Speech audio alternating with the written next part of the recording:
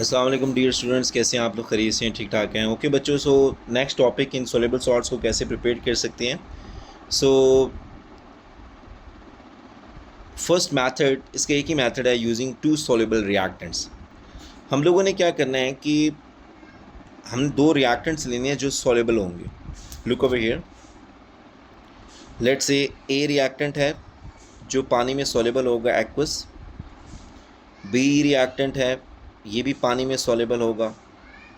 इन दोनों को हम मिक्स करेंगे ना, तो हमारे पास जो तीसरा पॉइंट बनेगा ना, वो इनसॉल्युबल सॉल्ट, मतलब जो सी प्रोडक्ट बनेगा वो सॉलिड स्टेट में होगा। This is very very important point. ठीक है, ए बी को रिएक्ट करवा के सी हमारे पास सॉलिड स्टेट में बनेगा, इसको कहते हैं इनसॉल्युबल सॉल्ट। इस रिएक्शन को पता क्या कहते हैं? इस रिएक्शन को कहते हैं precipitation reaction. Okay, this is called precipitation reaction. और दूसरी बात ये होती है कि ये जो चीज़ होती है इसको हम ये भी कहते हैं, it's a precipitate. Okay, it's a precipitate. ये हमारे पास प्रेसिपिटेट होते हैं। एनी सॉलिड सब्सटेंस को हम प्रेसिपिटेट कह सकते हैं। ठीक है, और वैसे भी प्रेसिपिटेशन की एग्जैक्ट जो टर्म है वो यही है कि अगर कोई दो चीज़ों को मिक्स करें जो सॉलेबल हो, तीसरी चीज़ अगर आपके पास सॉलिड फॉर्म में बाहर आ रही है तो हम उसको प्रेसिपिटेट कहेंगे। ओके, तो प्रेसिपिटेशन वाली जो टर्म है वो इस रिएक्शन के बाद आई थी। तो यहाँ तक बच्चों अगर क्लियर है तो फिर नेक्स्ट चलते हैं। आप देखते हैं, ये आपके पास सोलेबल सॉल्ट 1 है, सोलेबल सॉल्ट 2 है। स्पैचुला लिया हुआ है आप लोगों ने, ये नीचे आपके पास एक कह सकते हैं कोई भी सैंपल जिसमें आपने इसको प्लेस किया हुआ है। ठीक है, तो वहाँ से सोलेबल सॉल्ट 1 की एक स्पून ली, यहाँ से इसकी सोलेबल सॉल्ट 2 की स्पून ली, इसको दोनों को इस पानी में ऐड कर दिया, अच्छे से मिक्स किया। स्टीयरिंग रॉड हमारे पास है, इसको अच्छे से मिक्स किया। मिक्स करने के बाद थोड़े टाइम के बाद देखा तो इसमें सॉलिड मटेरियल आने लग पड़ेगा ऐसे। ठीक है, कुछ ही टाइम में, ठीक है, like may be 3 to 4 seconds के अंदर अंदर ही ना सॉलिड ऐसे ऐसे नज़र आएगा आपको, डॉट डॉट लाइन। ठीक है, वो ये वाले सॉल्ट नहीं होंगे, वो ये तो सोलेबल हो गए पानी में।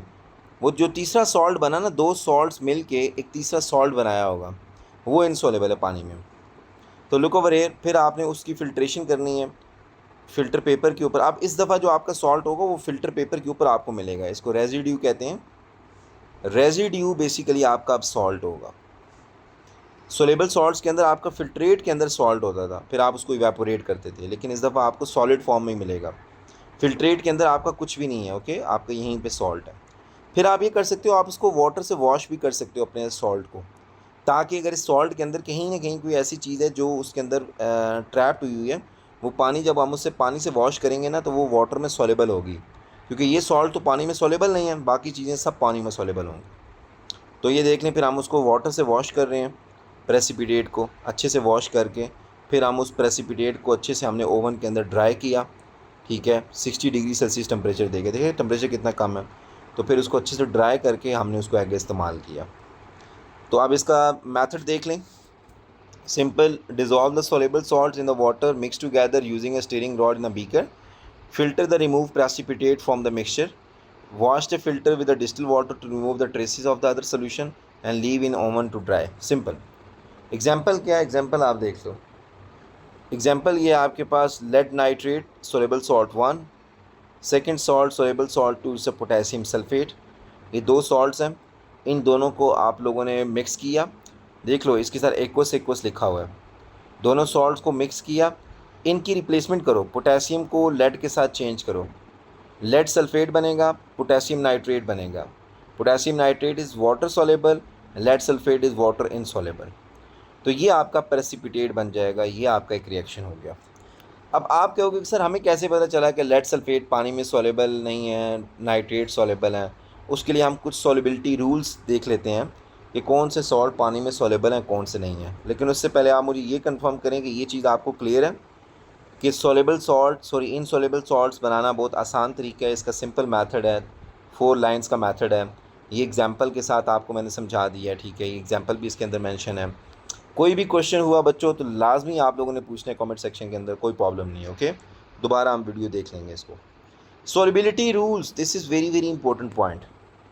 सोलिबिलिटी रूल्स, सोलिबिलिटी रूल्स अगर आप लोगों को समझ आ जाए ना बच्चों, तो आप लोगों को ये सॉल्ट्स के बारे में अंडरस्टैंडिंग हो जाएगी। सबसे पहले पोटेशियम, के से स्टार्ट होने वाला जो भी सॉल्ट होगा, सोडियम से स्टार्ट होने वाला कोई भी सॉल्ट होगा, और अमोनियम से स्टार्ट होने वाला कोई भी सॉल्ट होगा जिसके अंदर ये NH4 हो, सोडियम हो और के हो।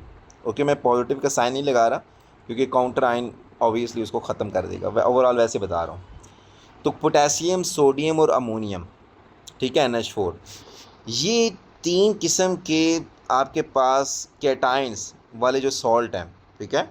मतलब पोटेशियम के साथ कोई भी लगा लो, sulphate, potassium chloride, sodium sulphate, sodium chloride, sodium nitrate, ammonium phosphate, ammonium sulphate, ammonium chloride. Okay, ये जितने भी आपके सॉल्ट होंगे इनके ये सारे के सारे पानी में सॉलेबल होंगे। Look over here, soluble all these salts, ये जितने भी एलिमेंट्स हैं इनके जितने भी सॉल्ट्स होंगे वो सब पानी में सॉलेबल हैं, कोई भी इनसॉलेबल नहीं है। नाइट्रेट्स के बारे में याद रखें, नाइट्रेट्स कोई भी है वो सब पानी में सॉलेबल है। नाइट्रेट्स, ऑल नाइट्रेट्स और वाटर सॉलेबल। क्लोराइड्स की बात करें तो most of the chlorides are soluble, कुछ क्लोराइड्स को छोड़ के, जैसे कि सिल्वर क्लोराइड और lead chloride, this is water insoluble. मैं यहाँ पे इनके फॉर्मूले लिख देता हूँ।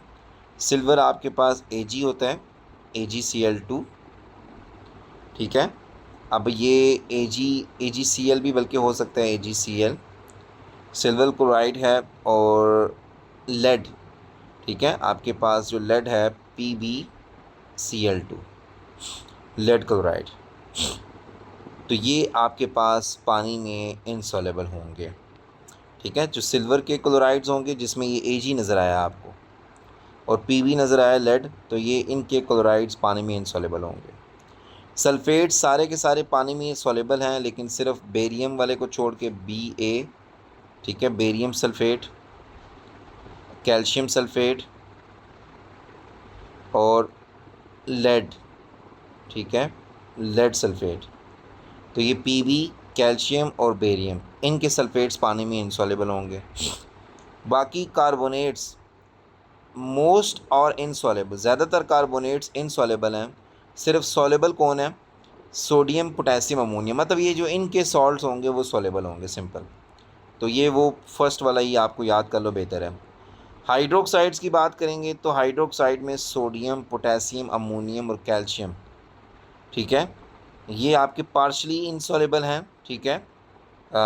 And calcium hydroxide is partially insoluble, या सो सोडियम, पोटेशियम, अमोनियम और कैल्शियम, इसमें कैल्शियम ऐड है, बाकी सारे इनसॉलेबल हैं। तो बस इस तरह का आप टेबल माइंड में रखना है बच्चों, ताकि आप लोगों को ये क्लियर हो जाए कि ये कौन से सॉल्ट सॉलेबल हैं, कौन से सॉल्ट इनसॉलेबल हैं। ओके बच्चों, नेक्स्ट चलते हैं हाइड्रेटेड और अनहाइड्रेटेड सॉल्ट के बारे में। देखें, हाइड्रेटेड सॉल्ट और अनहाइड्रेटेड सॉल्ट्स क्या होते हैं।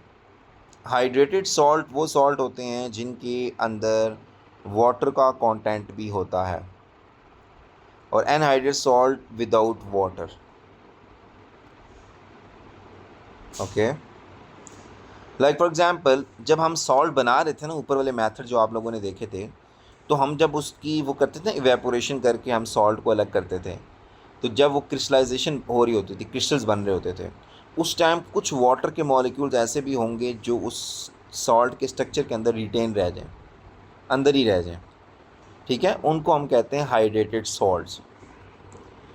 तो उसकी वजह से जब वाटर के मॉलिक्यूल्स उस सॉल्ट के स्ट्रक्चर का पार्ट बन जाते हैं, उसकी वजह से क्या होता है, क्रिस्टल के ऊपर इफेक्ट होता है, शेप्स और कलर के ऊपर। Salts that contain water within their structure are called hydrated salts. So this is the definition of the hydrated salt, बच्चों माइंड में रखो। Anhydrated salt are those that contain no water in their structure. ये anhydrated salt की definitions mind में रखो। Common example, copper 2 sulfate which crystallize forming the salt hydrated copper sulfate, ठीक है, और when it is heated the water from the structure is removed forming anhydride। वो कहना चाहता है आपके पास ये हाइड्रेटेड कॉपर सल्फेट है, ठीक है, इसका फार्मूला लिखता हूँ, कॉपर सल्फेट डॉट 5H2O। याद रखिएगा, ये जो साथ डॉट का लगा दें डॉट, ये डॉट रिप्रेजेंट कर रहा होता है हाइड्रेटेड के लिए, हाइड्रेटेड सॉल्ट है ये। जब हम इस सॉल्ट को ऑटोमेटिकली हम हीट करेंगे, जब हम इसको हीट करेंगे तो इसमें से ये जो वाटर है वो इवेपोरेट हो जाएगा, वो अलग हो जाएगा, स्ट्रक्चर में से बाहर निकल जाएगा। तो इसलिए हम उसको अब प्लस कर देंगे, +5H2O। अब ये जो है ना, दिस इज़ कॉल्ड एनहाइड्रियस सॉल्ट।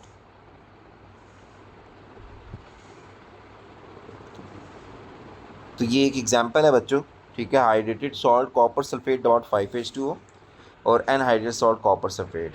उसने कहा था कि जब वाटर का मॉलिक्यूल आएगा तो उसका कलर वगैरह चेंज हो जाएगा, शेप चेंज हो जाएगी। यस, वाकई। तो आपके पास जो कॉपर सल्फेट है, सिंपल जो आपके पास एनहाइड्रेस कॉपर सल्फेट है, उसका आपके पास कलर ब्लू होता है और हाइड्रेटेड कॉपर सल्फेट का कलर आपके पास वाइट होता है। वो मैं यहाँ पे आपको दिखा भी देता हूँ, 1 मिनट। अच्छा, water molecule included in the structure of the some salt during the crystallization, again इसको वाटर ऑफ क्रिस्टलाइजेशन भी कहते हैं, ठीक है। कि कितने वाटर के मॉलिक्यूल आपके ड्यूरिंग द क्रिस्टलाइजेशन उस स्ट्रक्चर के अंदर रिटेन हो गए हैं, उसको वाटर ऑफ क्रिस्टलाइजेशन या डिग्री ऑफ क्रिस्टलाइजेशन भी कहते हैं। A compound that contain the water of crystallization is called hydrated compound. Dot से रिप्रेजेंट करते हैं, copper sulphate dot 5H2O। Cobalt chloride के सॉल्ट देख लें, COCl2, this is cobalt. Cobalt में ऑक्सीजन छोटा होता है बच्चों, ठीक है। अगर आपका C और O दोनों बड़े हों तो ये कार्बन मोनोऑक्साइड बनता है। तो CO ये छोटा है, ठीक है, और साथ आपके पास क्लोराइड डॉट 6H2, ये इसका हाइड्रेटेड सॉल्ट है, कोबाल्ट क्लोराइड का, वो कॉपर सल्फेट का। तो hydrated copper sulphate contain 5 moles of water, 1 mole of hydrated salt. एक मोल हाइड्रेटेड सॉल्ट के अंदर 5 मोल वाटर मॉलिक्यूल्स हैं, ठीक है ना। ये देखो ना, कॉपर सल्फेट डॉट 5H2O, इसके पीछे 1 है ना, तो 1 मोल कॉपर हाइड्रेटेड सॉल्ट के अंदर कितने वाटर के मॉलिक्यूल हैं? 5। तो compound which does not contain water crystallization anhydrous compounds को कहते हैं, जैसे कि copper sulphate, cobalt chloride. So ये देख लो, उसकी कन्वर्जन देख लो। कॉपर सल्फेट को जब आपने वाटर के साथ रिएक्शन करवाया तो copper sulphate dot 5H2O, hydrated salt, anhydride से हाइड्रेटेड सॉल्ट बनाना, और हाइड्रेटेड सॉल्ट से anhydride salt by heating. Heat करोगे तो आपका वो ये वाला यहाँ से आपका एनहाइड्रेट सॉल्ट की तरफ चला जाएगा। हाइड्रेटेड से एनहाइड्रेट सॉल्ट की तरफ आप जा सकते हो हीट करके। लुक अवे हियर, ये आपका ब्लू कलर है, नज़र आ रहा है आप लोगों को ब्लू कलर, ये कॉपर सल्फेट डॉट 5H2O है, ठीक है। जब आप इसको हीट करोगे, हीट एब्जॉर्ब करेगा ये सॉल्ट, इसको एंडोथर्मिक रिएक्शन कहते हैं। ये देखो, इसको एंडोथर्मिक रिएक्शन कहते हैं। तो आपके पास यहाँ पे क्या बनेगा? वाइट सॉल्ट बनेगा। जब आप उधर से वापस आओगे, ठीक है, जब आप उसको वाटर एब्जॉर्ब करोगे तो दिस इज एक्सोथर्मिक रिएक्शन। तो ये माइंड में रखिएगा बच्चों। This is clear? कोई क्वेश्चन है तो मुझे बताएं बच्चों। तो ये एक आपके पास एंडोथर्मिक रिएक्शन है, ठीक है। मतलब एक ये रिवर्सिबल रिएक्शन है। ये जो सॉल्ट्स होते हैं ना, हमने रिवर्सिबल रिएक्शन वाले टॉपिक में भी स्टडी की थी, ठीक है। इन सॉल्ट्स के कलर देखे थे, ये सारे रिवर्सिबल रिएक्शन के अंदर भी हम लोगों ने इसके कलर्स देखे थे। कोई क्वेश्चन हुआ तो प्लीज़ मुझे बताइएगा, कोई क्वेश्चन हुआ तो लाजमी मुझे बताइए कमेंट सेक्शन में। आप लोगों का ये चैप्टर बच्चों कंप्लीट हो चुका है।